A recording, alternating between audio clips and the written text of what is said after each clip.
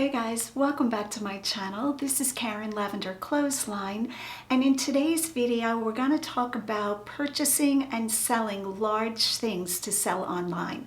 So I think I'm at the apex of multitasking.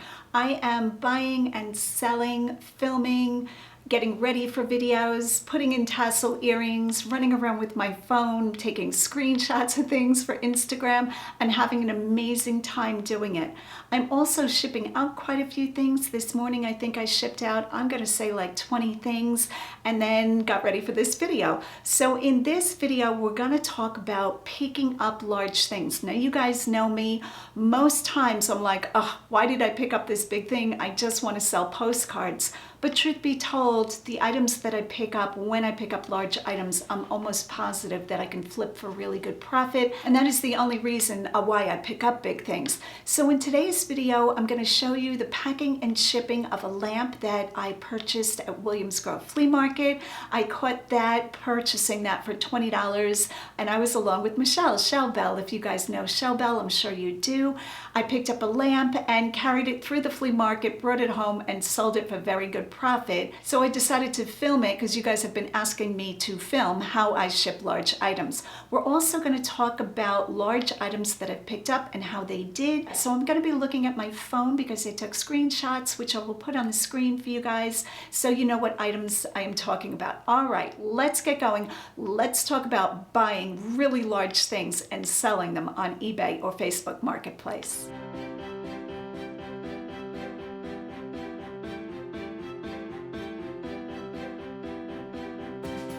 Okay, so I'm going to be looking down quite a bit, but I want to be able to tell you guys what my thinking was, if I had any thinking at the time, when I picked up the items and what they sold for or how difficult it was to sell. So let's get going. I'm going to have Lisa put screenshots up so we can all look at the item together. All right, the first item is a set of weights, and I picked these up in a Goodwill. I believe that I sold them for $75 and my buy-in was $6.99. They took about 4 to 5 weeks to sell on Facebook Marketplace. I got a ton of messages about them, but kind of low offers. I think people wanted to give me about $40 and I held on to my price, which pretty sure was $75 or $85. I'll have to go back and take a look, or maybe the screenshot will show it. All right, next up is the big window. I call it the church window. I'm not positive this stained glass window came out of a church, but in my head it did.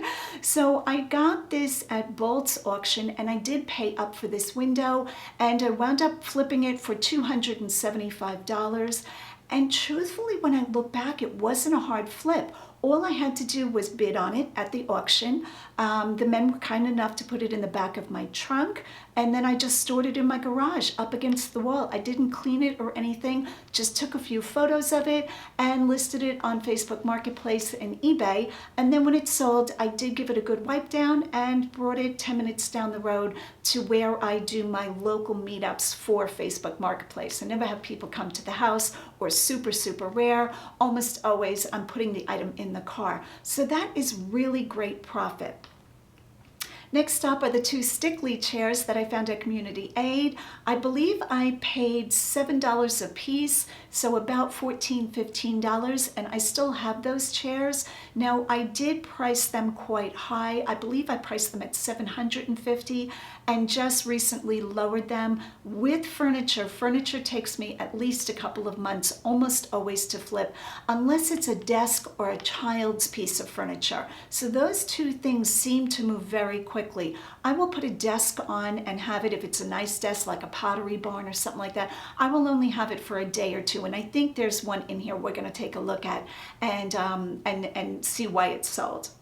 All right, next up is this brass candle holder. I picked this up, I want to say Community Aid, might have been a Reuse It shop. You know what? I don't even remember where I got this. Could have been Goodwill. And I paid $4 for it, and this one has not sold yet, but lots of interest, so I'm not worried about it. And this is not hard to store. This whole candelabra type lamp comes apart, so easy peasy. I don't mind picking these up, but I won't ship them. The brass items this big are just way too heavy. All right. This next item is a chandelier that I picked up at Williams Grove Flea Market. I paid $15 for it, and I still have this one. I kind of think I might bring this one to auction, like in other words, let it go to auction and have people, you know, have the auction house sell it for me. So there it's 20%, and I don't know, I'm still thinking of that. I will hold on to this for a while more, and again, I will not ship a lamp this heavy. All right, so there are 2 pictures of that one. Here's a set of dishes, a large set. Can I just say I hate buying dishes, I hate selling dishes. So why do I pick up dishes? I don't know, there's like a disconnect. I'm not into dishes. I doubt very much, famous last words, that I'll be picking up any more large sets of dishes. Now these, I believe I still have, I've had quite a few sets of dishes. I know I have Limoges, France, I have Taylorton, I don't even know, but I'm thinking these dishes, do I still have these? I think I divided this up into lots, and I have sold the bigger serving pieces. That's my memory of it, so sorry about that. I don't even know if this is still in my inventory. I'll try to check and let you know. Okay, so this is the Carmen picture that I picked up at the bins, the Goodwill bins. I bought her for $4 and she sold for, what did I sell her for, 85? I forget already, and I just dropped her off yesterday. Well, didn't drop her off, I just met the buyer in the parking lot for Facebook Marketplace. Okay, here is the Cypress Nice lamp. This is the lamp that I packed and shipped on film, so you guys will get to see how I did this right after this footage. A Dyson vacuum. And I've said, I think in the last video, that I have picked up 3 Dyson vacuums so far. The other 2 have sold.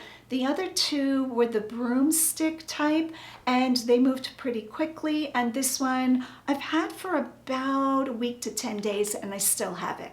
This one, though, I wanted more for. I think I have it priced at $200, which might be too high. When I get a large piece and I can't really find comps, I go ahead and list it at what I think, and then I can always lower it. To me, pricing high is better. You might sit on it a little bit longer while the price is high, but it's better than selling too low and kind of regretting that you didn't price it higher. Okay, next up, here's the desk, Pottery Barn.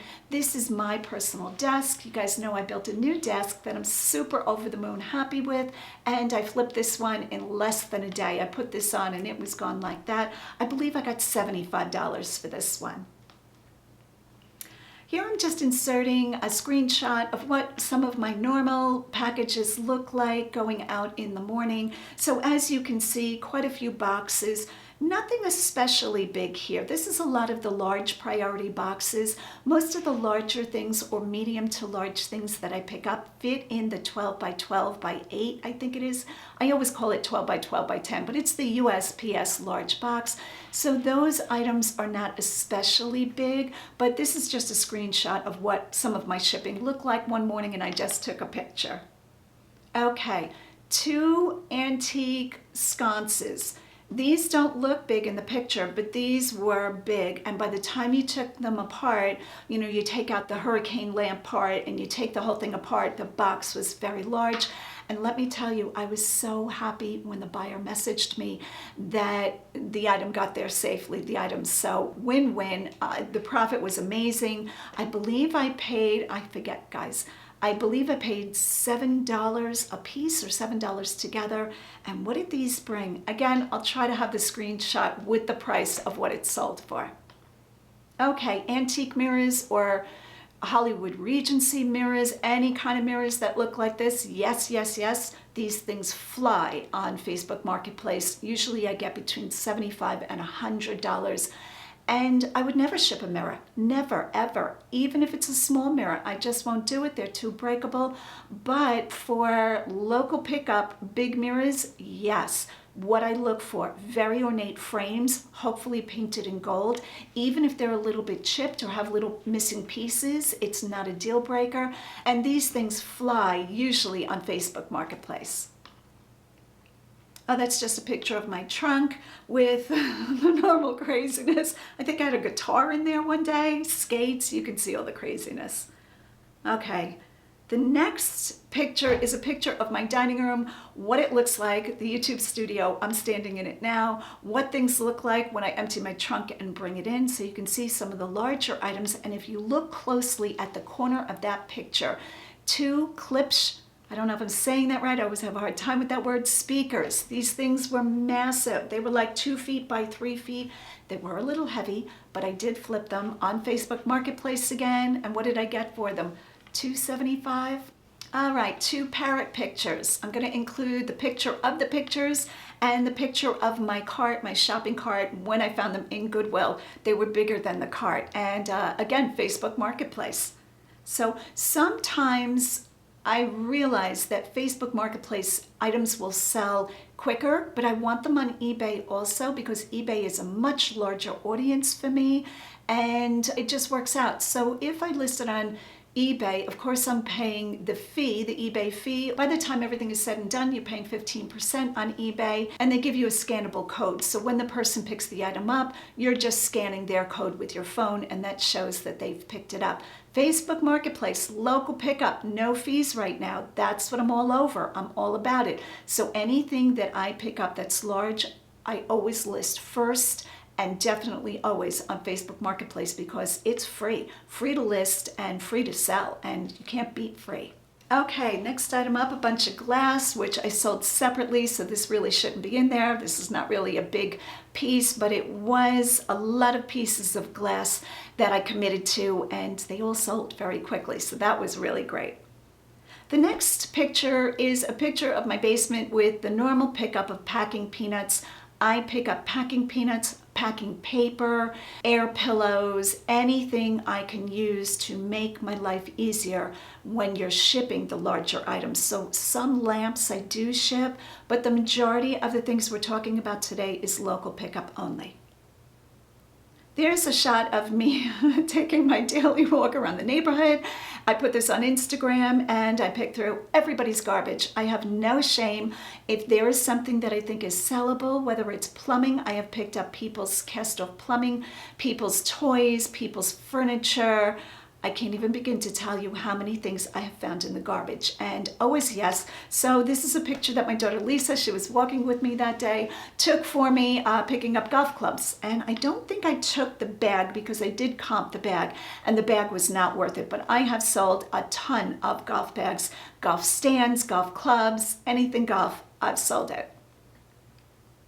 Here is a picture of my shopping cart, large amount of tribal wooden souvenir masks. I have sold quite a few of these, and I think the ones on top right here I have not sold yet, and they're local pickup only. I have had quite a few inquiries to ship them, but they're like 3 feet long and I just won't do it. I just won't take on the stress at this level of all this multitasking, so those will wait for a local buyer. Okay, these next 2 items are cassette tape holders. You mount them on the wall. They're kind of vintagey. These were very well made ones. I found them in the bins, paid a couple of dollars and sold them. What did I get for these? $200? I think $200. I'm pretty sure I did not ship these. These were local pickup. All right, blow molds. Yes, yes, yes, always yes to blow molds. Picked up this Santa. He was light, but I made him local pickup only because his dimensions would kill the sale. So I sold him for $100 within, I'm going to say 6 hours, 8 hours, something like that. A teepee tent. Now, naturally, it didn't stay up like this. My granddaughter helped me put it together. Sold this on Facebook Marketplace. And what did I get for this? I'm going to say only about $50, which was lower than what I thought. But the new ones were, I think, $98. So $50 was fine with me. I think I paid $6. Some artwork. Again, a shot of my dining room with craziness coming in. This is the Civil War sword, and I did ship this one. Now you think, looking at the picture, that this isn't hard to ship, but when something is this old, it needs a lot of packing, and I believe this was a box within a box. So I would always pick this up again. I believe I got $340 or $325. I think $325 was the offer I accepted, and the buyer was thrilled. Okay, this is a picture of me. This was one of my thumbnails of a lamp. Yep, I shipped this one. So I think there's a picture of that in here. I am looking. I'm going to have to include another picture because I don't remember what I got for that. Just know my buy-in price is almost always under $15 for any of these big pieces, and the profit is usually within the hundreds. Okay, so now we're just going to scroll through a few photos and I'll make any notes. I'll give you any commentary on my thoughts. The next one is Limoges France dishes. I've sold all the service pieces. I still have the majority of these dishes. Again, I might send these to auction. Here is a coffee table, Williams Grove Flea Market. I believe I paid $10 or $15. And this brought good money. Very mid-century modern, inlaid tile. I'm going to say this brought, I think, $200. And this sold, I think this one sold on eBay, local pickup. This was a bike rack. This took a long time to sell because I don't have any knowledge about bike racks. So I didn't know if this was for one bike or two. But we sold it anyway. This is a picture of Restoration Hardware mirror. The mirror was huge. And I sold this local pickup. Again, I will not ship mirrors. What did I pay for this? This one took a while. This took over a year to sell. Very much worth it, and the buyer was appreciative. She picked it up and she was sweet enough to send me pictures of her renovated bathroom with the mirror mounted on the wall. The thing weighed like 400 pounds. Restoration Hardware is such good quality, and their items are always well built and very heavy. All right, next up, another coffee table. This is so space agey, and this is a picture right in Goodwill I'm seeing. So I took a picture of this right in Goodwill to get it up on Facebook Marketplace and brought it to the cashier, and I think this took about 2 weeks to sell. What did I get for this table? I think I got $125. Just a picture of shipping, what the craziness looks like. This picture is quite old though. I don't have a date on it. I'm going to say this photo is probably more than a year old.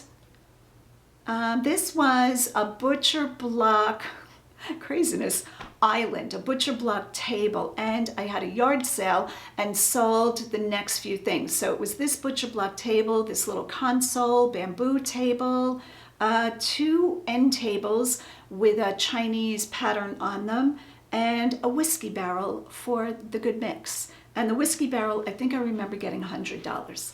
Who doesn't want to sell a steer skull? Yep, I've sold that. I shipped that, which made me crazy, but it got there in one piece.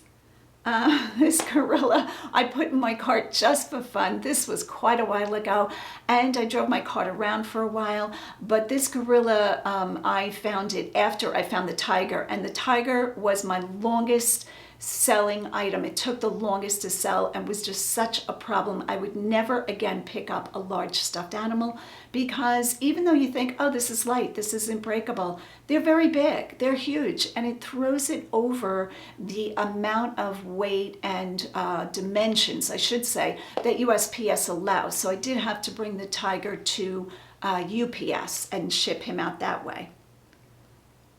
So there he is sitting on my car to give you a sense of scale of how big that tiger was. And of course he went to California, but the buyer paid shipping. All right, so we're just gonna end with a few photos of some craziness in my house, what it looks like when this stuff pours in.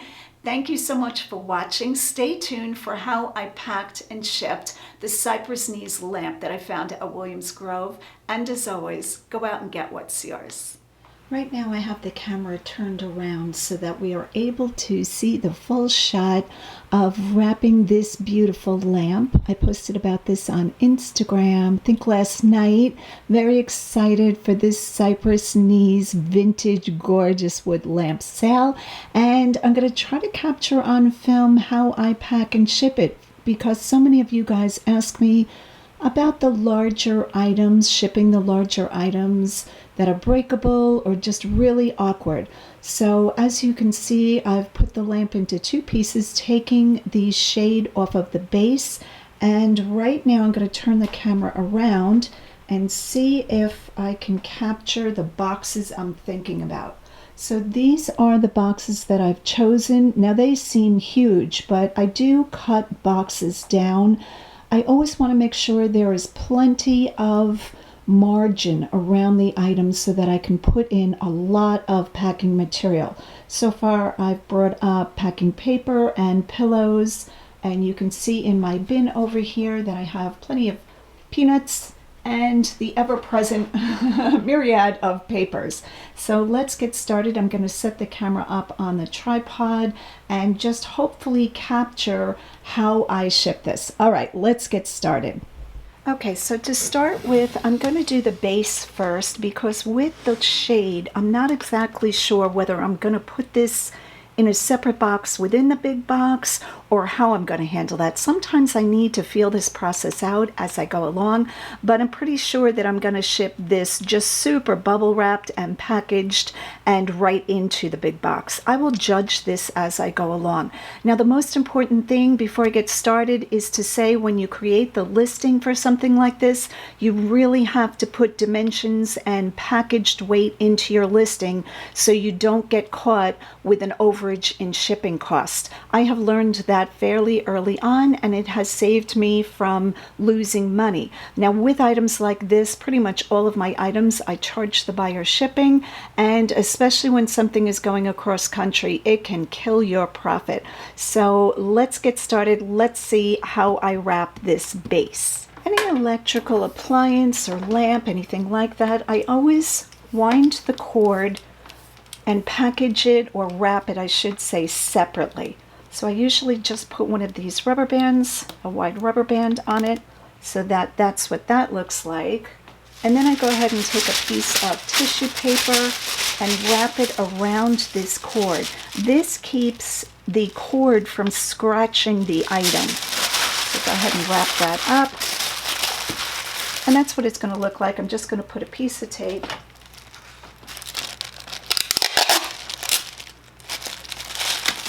All right, so there's the cord, and then most likely I will be binding the cord to the item, but the item can't become scratched because of the tissue paper. So the next thing that I'm going to do is tissue paper, or I'll use packing paper to do the first layer around the lamp. Now, what I consider is how fragile these pieces are in a lamp, and with this lamp, this is in great shape. Whoever built this did a great job. But I'm going to go ahead and pack little pieces of bubble wrap or tissue paper in the crevices to really keep this stable. So let's do that next.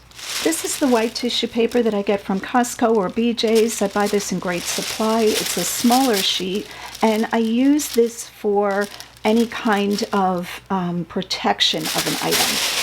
I'm just going to start this process, and that's what it's going to be, this tissue paper in all of the spaces.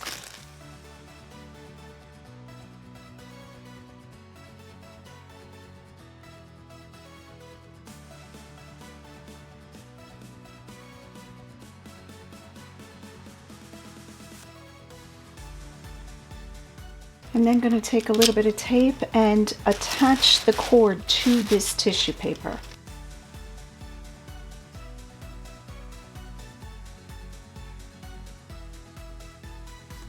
Okay, so that's what we look like so far. Next, I'm going to tissue paper around the whole item. Tissue paper does almost nothing to protect from breakage. What it does is protects the finish of the item. That's what I feel about it anyway. A lot of people say tissue paper does nothing, but when you use it in a fairly great amount, to me, it always protects in case something bangs into it. It gives you the protection of keeping the varnish or the paint on an item in good shape. All right, so I'm not going to film all of that. You'll just know that I have coated this whole thing in tissue paper. Okay, so that's what that looks like at this point. I've just taken the larger tissue paper, the eBay tissue paper, so that I could encompass the whole lamp. Now I'm considering what to do about this socket here. I probably, in some cases, will use a cardboard tube over it, but in this case, I think I'm going to put part of a pool noodle over it, and I'm going to see what that looks like. Now, most likely, I won't be able to use the pool noodle, or that won't work out because this next piece is so wide, and the noodle will not go over it. But I'm going to take a look and see what that looks like. So let me grab a piece of pool noodle and show you that. Okay, so this is the pool noodle I buy from Dollar Tree. I get the long ones. I think they're about 3 feet. I get them for $1 each. I use these for putting on frames of mirrors and artwork, and sometimes for odd pieces. But as I thought, this socket is a little bit wider in circumference. So if I used a pool noodle like this and cut half and created this type of situation, as you can see, it's not that great. So what I'm going to go ahead and do is wrap bubble wrap around this and see how I feel about that. Sometimes with wrapping these odd shaped pieces, you really have to use your judgment as you go along. And when you feel satisfied, like this thing is not going to break no matter how far it's dropped, that's when you know you've done a good job. So I'm going to go ahead and bubble wrap this, and I'm pretty sure that's what I'm going to go with. Okay, so that did work out much better. It really conforms to the shape of the socket. And now we're going to go and wrap the base with bubble wrap. This gets greatly bubble wrapped so that not only does it super cushion the item, but it creates that, I call it apron or margin around the item, and you have to find a bigger box. So in other words, sometimes when you're selling an item like this, don't just measure the actual item and put that measurement into your listing, because you have to account for a great amount of packing peanuts and bubble wrap and any kind of packing supplies you need to fill the box with. All right, so now I'm going to go ahead and just bubble wrap the heck out of this thing.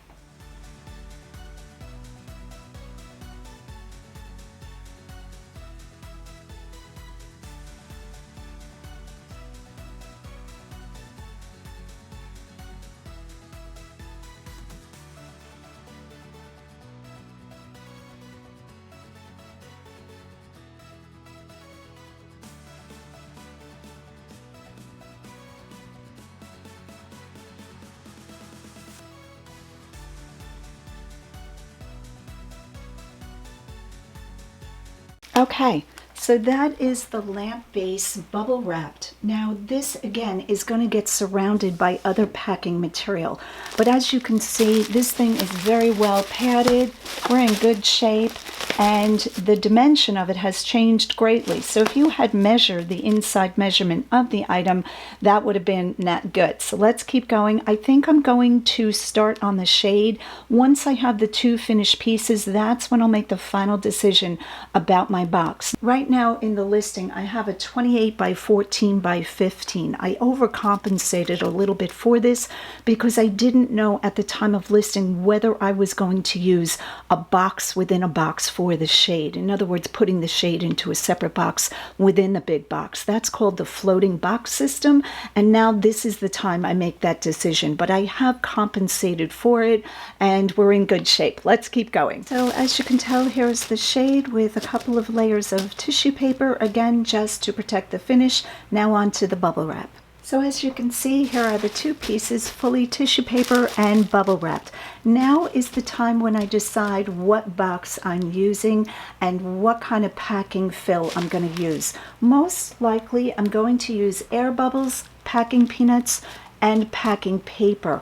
A culmination of the 3 really helps get into any kind of little corners. You really want to pack totally around these items and have no void spaces, no spaces of air, but the packing materials you use have to be the lightest that you can get away with. You don't want to, fully package your item and find out it's 2 pounds more than you thought. So that's always in my mind when I'm picking what I'm going to use as void fill. I'm always thinking to myself, what is going to keep this the most secure within the box, but not be super heavy. All right, so I'm going to come back and show you what I've decided.